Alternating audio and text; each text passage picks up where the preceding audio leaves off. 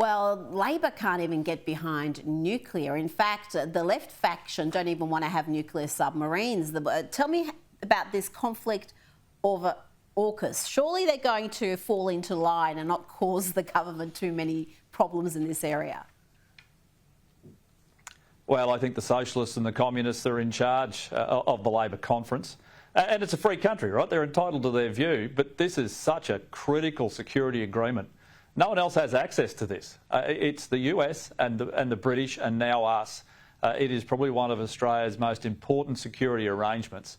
And yet we have things like the people of Kimber. They've just lost a low-level nuclear waste, radioactive waste facility that they'd fought for nearly 8 years now, off the back of a judge's decision, and the Bangala people, who have no native title on that land. And we see Labor's members out there saying that they should get out of the AUKUS arrangement, not use nuclear. Well, once again, I looked at the LNP State Conference, and guess what their motions were? They want better education in the curriculum around the facts on nuclear and baseload nuclear power.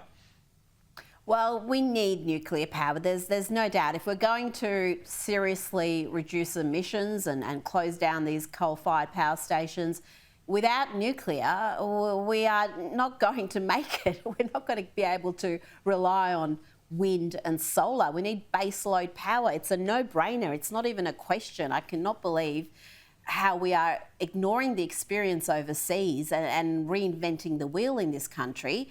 But let's move on to housing. The PM and state leaders have agreed to fast-track the construction of 1.2 million homes. The housing crisis is only going to get worse, Keith, because we've got an influx of migrants coming over the next 5 years, 1.5 million. They need to live somewhere. Will the government achieve this target of 1.2 million new homes? Well, what a commitment, Rita. We average a build of about 200,000 a year now, sometimes a bit more, sometimes a bit less. So it's just slightly over what we build anyway. So there's only two solutions here. You need less people, which isn't going to happen, or you need more houses. And you need private investors to do it. Government can't build them all. I mean, the most recent commitment, $15,000 towards some extra houses for social housing, and yet state governments are putting up the cost by a reported $40,000 per home for disability access and other environmental considerations. They keep scaring away mum and dad investors for whom this was their second biggest investment.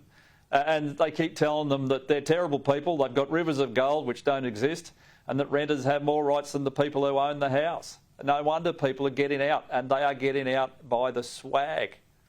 Well, and it's in the end going to be terrible news for renters, as it is currently, because the landlords, the mum and dad investors are leaving the market. It is just too difficult with the costs, the land tax, the ongoing costs, and the trend to give the renters all the rights and strip the owners of their rights.